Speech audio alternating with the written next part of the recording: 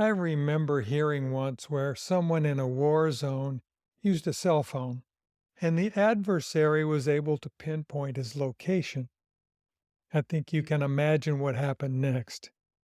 The latest version of location tracking comes from navigation controls on a DJI drone. This is Mark Miller, reporting from Florida this week. A recent article in Wired magazine by Andy Greenberg describes how researchers from Rohr University Bochum and the CISPA Helmholtz Center for Information Security in Germany were able to reverse engineer radio signals from a DJI drone. Not just a drone, though. The kicker was that the radio signals could also pinpoint the exact location of the operator of that drone. Well, that's okay though, right? The signals were encrypted, right? DJI fessed up. No.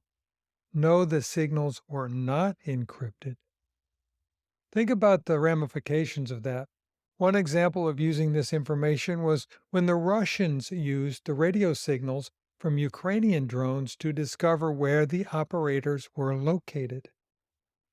The response from DJI was a press release that said their consumer drones were not for military use, and then cut off sales to Ukraine and Russia.